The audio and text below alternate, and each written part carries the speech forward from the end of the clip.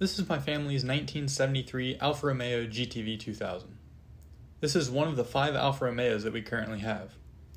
It was purchased by my dad back in the late 1980s and it hasn't left the family since. Here's the car today. The car is far from perfect. A lot of the imperfections lead to stories about the car. Stories that would get erased or at least covered up if we were to do a full restoration on it. This video is merely serving as a brief introduction to the car. I'm wanting to show you a couple of things that we've done to get the car going and highlight a few things that we are needing to do in the somewhat near future. Something that you may have noticed in the pictures earlier is that the paint on the car today looks the same as it did in the 1980s, and that's because it is. The paint job is about 40 years old at this point, but unfortunately it is not the original blue paint in which the car left the factory. However, since the red paint was just painted on top of the factory paint, there's a few areas that you can see the original paint. Most notably is under the hood.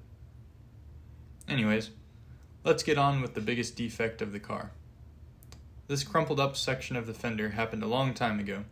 I think it was in the early 90s. My dad stopped at a red light and the person behind him, well, didn't. The impact destroyed the bumper and taillight and pushed all of the metal in. In addition to smashing the taillight and trunk lid, it went as far as crinkling up part of the wheel well.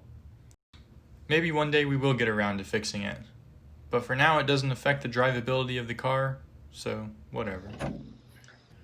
Within the past couple of years, we installed a new exhaust system. The old one was completely rusted out, and we just happened to have a brand new ANSA system sitting on a shelf, so here it is.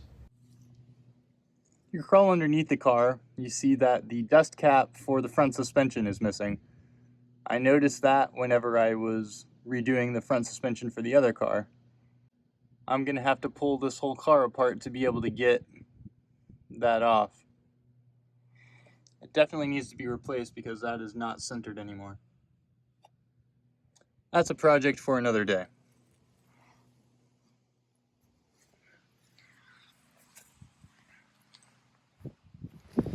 One of the things we did was repaint the badges. We polished up all of the chrome, and all we had to do was wax and polish the car. And it wore through the metal in a couple of spots. Another main thing that we did was paint the grille.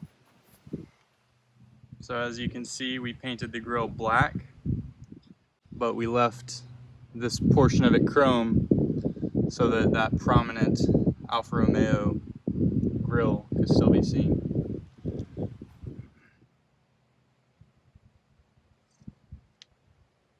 In terms of the outside of the car, that's pretty much all that we had to do.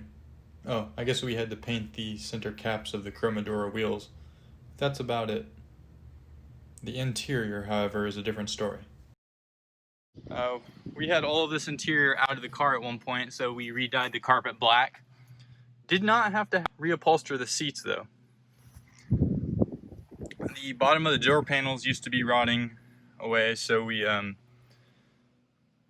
spliced in a new piece of wood at the bottom and glued it all together.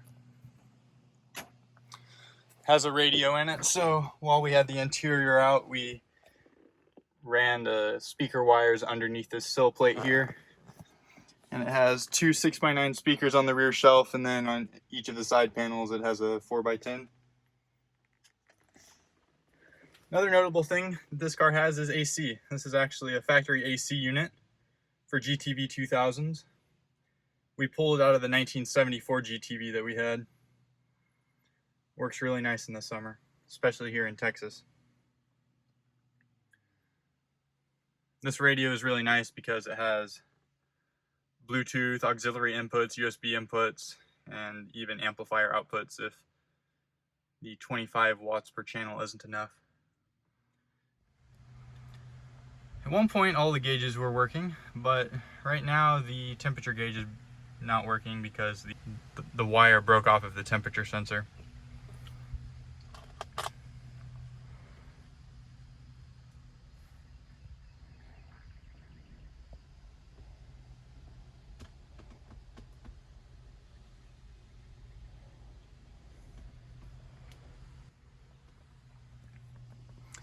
Okay, I'm gonna open the hood now.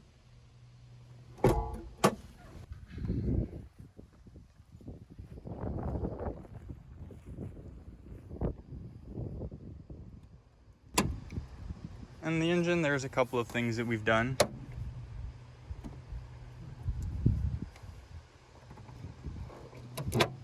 So the engine looks pretty dirty, but actually this car was in a fire a while ago, and the fire kind of etched the aluminum, and we haven't been able to clean it. One day we'll take that off and paint it black.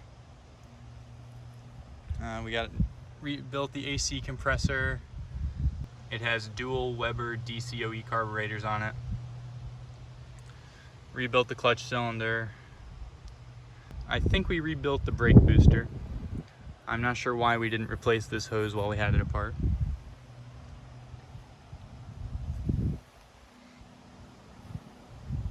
Moving around to the other side. All we really had to do to get the car running was rebuild these carburetors, and it ran fine for about a week, and then all of the crap that was in the fuel lines clogged them up again, so we ended up having to rebuild them. So we put this fuel filter in right here so that they wouldn't get clogged up again.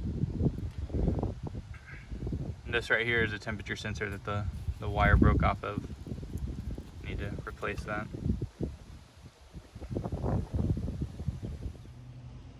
Now I think it's time to start the car up.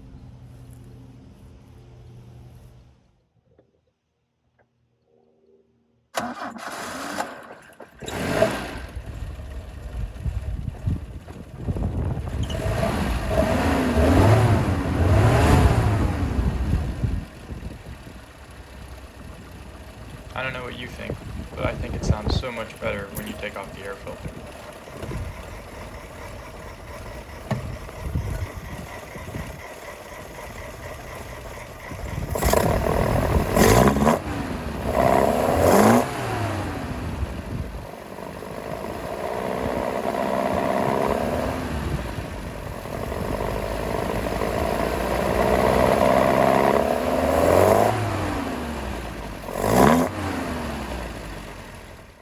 I'm sure if I really tried, I could find many more small things that have been done to the car just in the past few years, but I feel like this is a fairly good overview.